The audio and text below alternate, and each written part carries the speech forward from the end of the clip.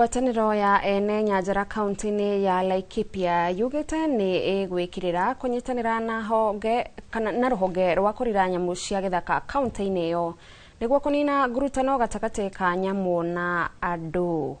Akĩaria hĩndĩ ya gĩikaro kĩa anyiti itemi na mũingĩ, mũrũgamĩrĩri wa ngwatanĩro ĩyo Peter Mutinge augĩte kũrehe mũingĩ ithabu-inĩ rĩa gũikarania na nyamũ, kũhũthĩra ũgĩ wa kĩrĩu kũrangĩra nyamũ hamwe na kũhũrana na wĩkinaĩ ũrĩa ũtũngagio nyamũ nĩcio cikũnina haranio ĩno. Nake CC wa ũgendi kaunti-inĩ ya Laikipia Lea Jerry augĩte thirikari ya kaunti ya Laikipia nĩ ĩcenjetie mawatho ma ũmenyereri wa nyamũ na mũikaranĩrie wa andũ nĩguo kũhũthĩra ng'ũndũ cia kaunti ĩyo na njĩra ĩgwete. Human wildlife mitigations.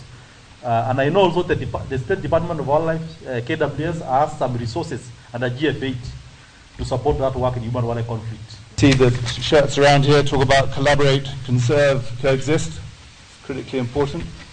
I think Ben mentioned coexistence and collaboration is really important. As we said, it's a shame that we clashed. These meetings should probably all be together. We're all affected by common issues, and being able to communicate and come together around them is critically important. We have repealed the County Climate Change Act because at the time when it was developed, it focused a lot more on FLOCA, which is a World Bank funded project.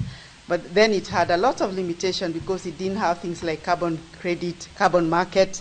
We have focused on vulnerable and marginalized groups. We have also recognized in the policy that wildlife conservation is a land use.